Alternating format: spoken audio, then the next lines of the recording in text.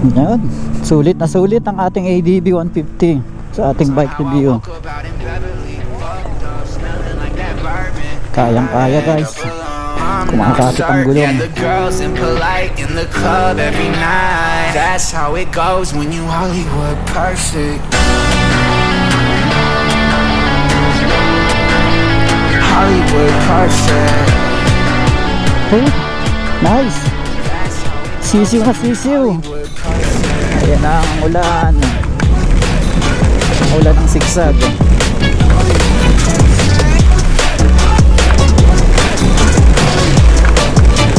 Hollywood perfect. Ain't got no place to call my own. Feels like I'm better off alone. So sad inside and hopeless. These Hollywood hoes never notice. Can't get back up. Ano ka? Ako sa huli may camera ako.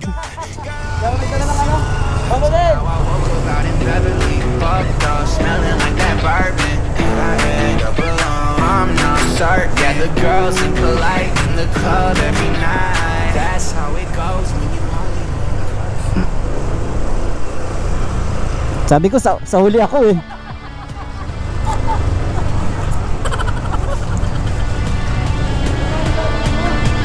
That's how it goes when you're Hollywood perfect.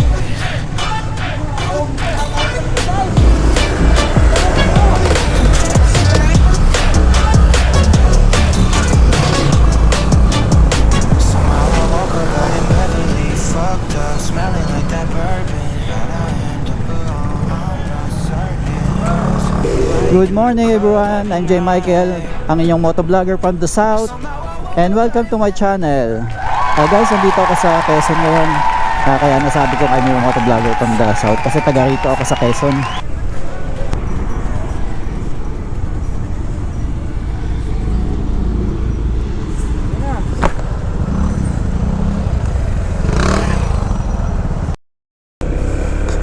Ayun guys, kung napapansin nyo, iba yung aking ngayon, dinadrive na motor. Ito yung aking bike review for today. Kung mapapansin nyo, kulay pula siya. So may idea na kayo at nakikita nyo ADB. Yes guys, ito yung Honda ADB 150 na ating bike review for today. Ito yung isa sa pinakasikat ngayon. Tsaka kapag dumating sa dealership ang motor na to, expect mo na kinabukasan hindi mo na ito mababalikan dahil sold out na agad.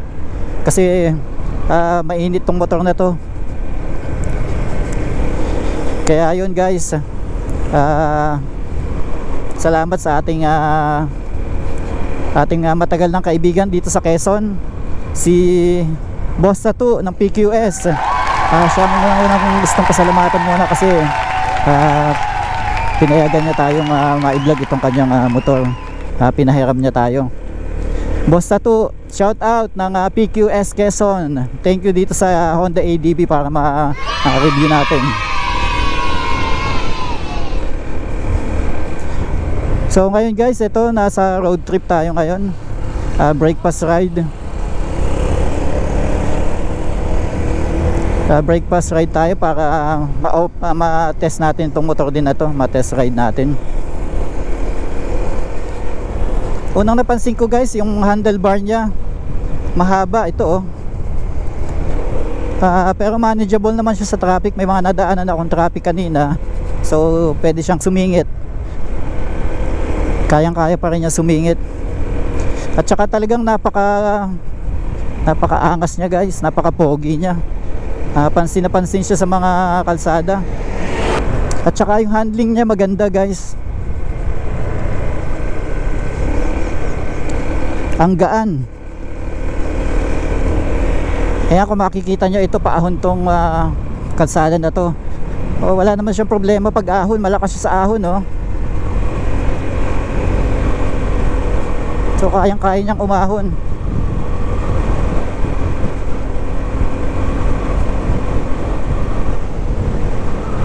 Ayan, si Boss Tattoo, siya yung may-ari ng motor na to.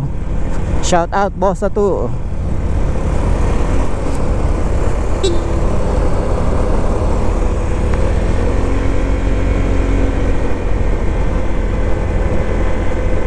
Ayan guys, puro ahon pero kayang-kaya niya.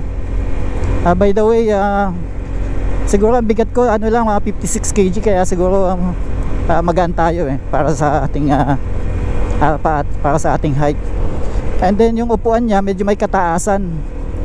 Kasing taas siya nung aking Yamaha Sniper 150.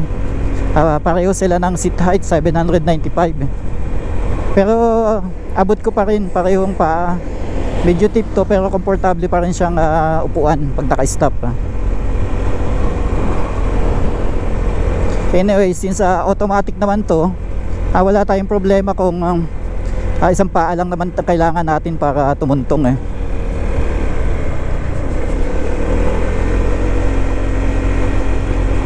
Ayan guys, puro ahon dito.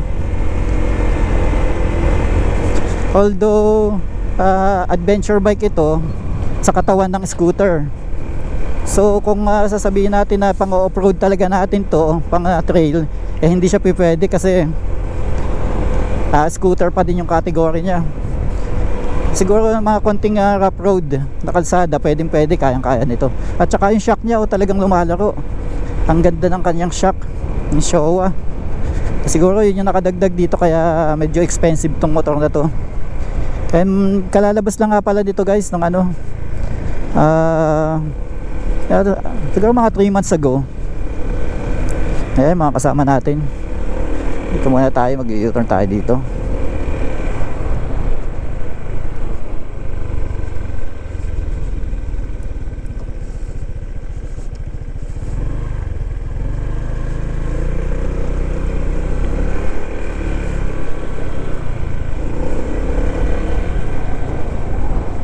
Ayan mga kasama natin, iniintay tayo kasi meron tayong breakfast ride. So ikutan lang muna natin itong motor na to. Quick review lang tayo ng konti.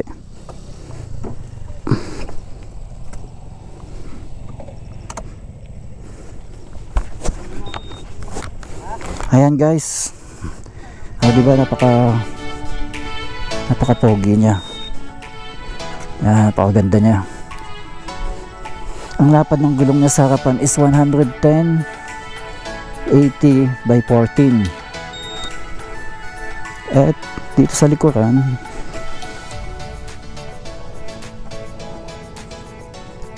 uh, 130/70 by 13. Actually medyo madumi siya kasi medyo maulan dito sa Quezon guys. And disc brake siya sa likod at ganoon din sa harap. Sa likod wala siyang ABS pero sa harapan meron siyang ABS. So okay lang yun kasi malakas yung preno niya. Yan, napaka-pogi niya. Ito yung sinasabi ko, Showa. So kaya ang ganda ng shock absorber niya. Ang ganda mag-play. Ang ganda yung suspension sa likod. Kitang kita ka agad. So ito yung sa likuran guys. Sporty siyang tingnan din. Yan, Enhanced Smart Power ESP. Enhanced Smart Power ESP. So meron din siyang safety feature na kapag sinide stand mo siya, hindi siya i-start or mamamatay yung kanyang makina. Ayan, nandito yung kanyang fuel tank. So kapag bubuksan natin siya, dial lang natin siya. Ayan. So fuel, ayan. By the way guys, 8 liters ang fuel capacity nito. So kung mahilig ka mag-endurance, pwede to. Matagal ka bago mag-refuel, malayo makarating mo. And ang upuan niya to, push button din siya. Pag narinig niyo yung click, ayan. So yun yung malaki siya guys. Actually ang kakasya dito is half face helmet lang, hindi kasya full face helmet.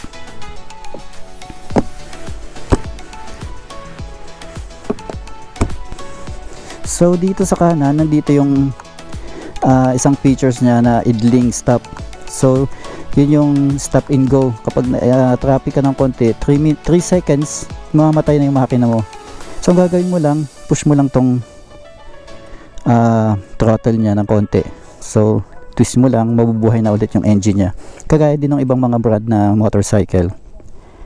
And ito yung electronic start niya. electric starter niya.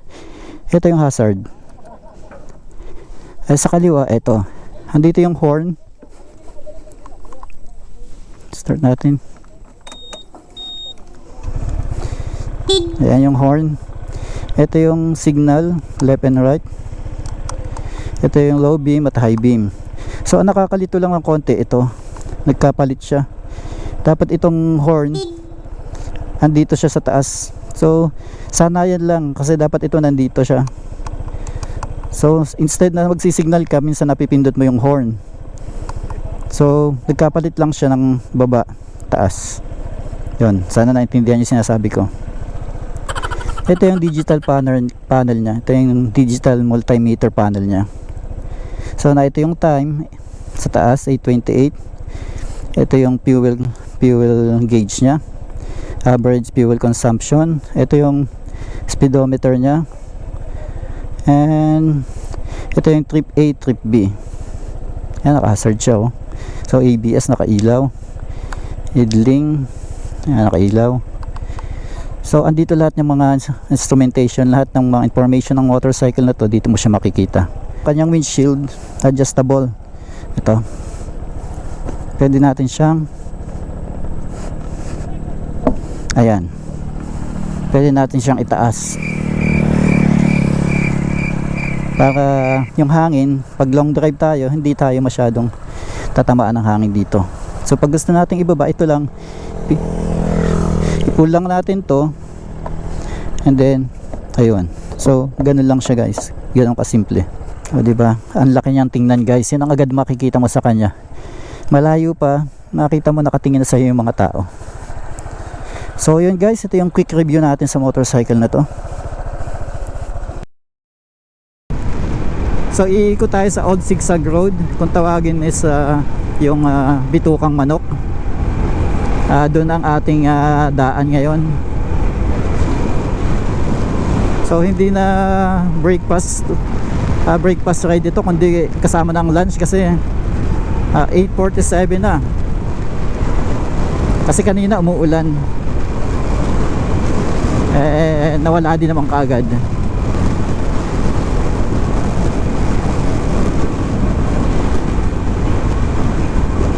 So guys, para sa akin sulit na sulit tong motor na to. Sa base price o SRP na 149,000, sulit na sulit tong motor na to. Sa tindig pa lang at saka sa pormahan, panalo na.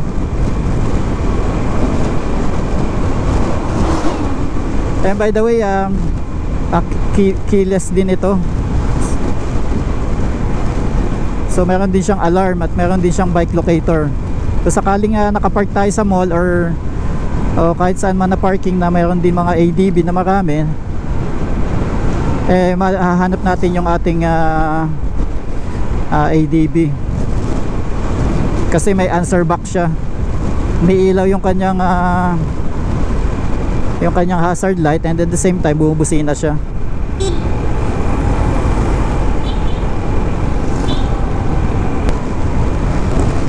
So yung mga kasama natin medyo sabik na sabik, nawala na kaagad sila.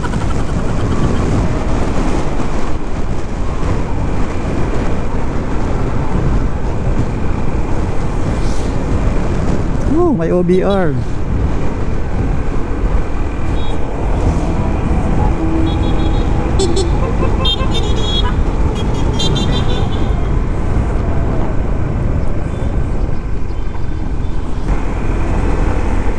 So may mga nakakasalubong din tayong rider, siguro papunta silang parting Bicol.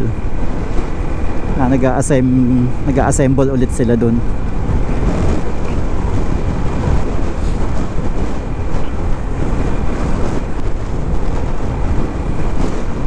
So napaka-komportable, guys, kasi ito upright position siya, parang naked bike. Very upright. So napaka-komportable sa long drive nito. Maganda to sa endurance.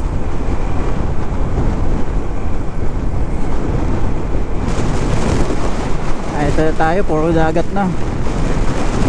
So ganyan dito sa amin sa Quezon, guys.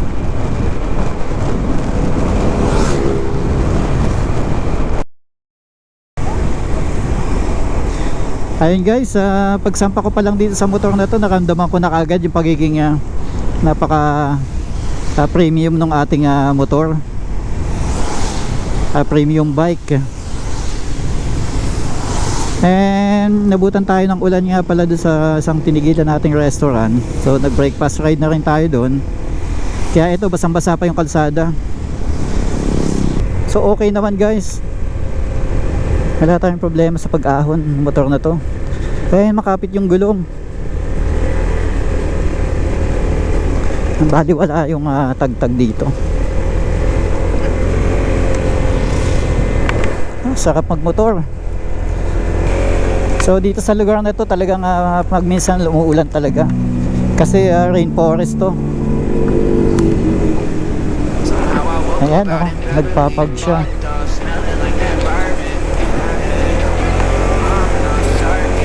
Ang lakas ahon. Ayan, makikita nyo guys, pangit yung kalsada dito, madulas pa. Kasi basa. Ayan lubak-lubak, pero bali wala dito sa ating ADB 150 na ginagamit. Ako nagpapag. That's how it goes when you're Hollywood perfect.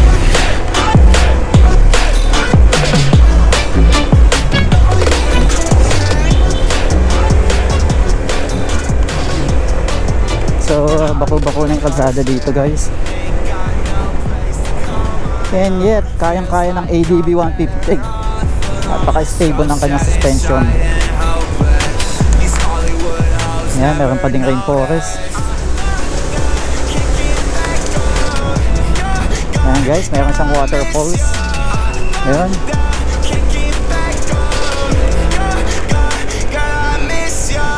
Somehow I woke up out in Beverly, fucked up, smelling like that bourbon, and I end up alone. I'm not certain. Yeah, the girls are polite in the club every night. That's how it goes when you Hollywood perfect.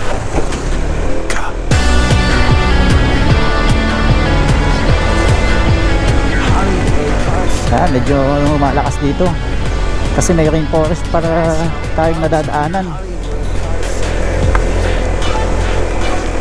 Sarap magbasa sa ulan.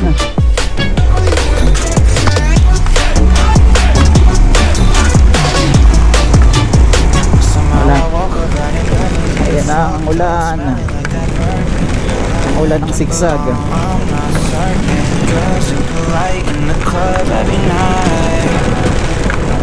Somehow I woke up out in Beverly, fucked up, smelling like that bourbon. How'd I end up alone? I'm not certain. So ayan, naka-experience tayo ng cold zigzag road na umuulan.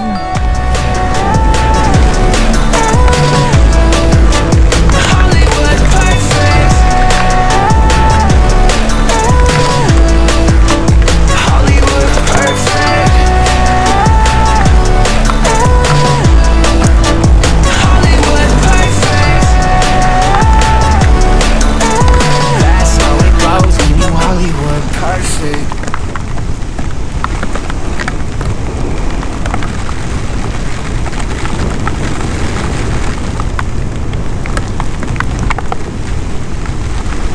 Ang ganda ng gulong natin guys, makapit.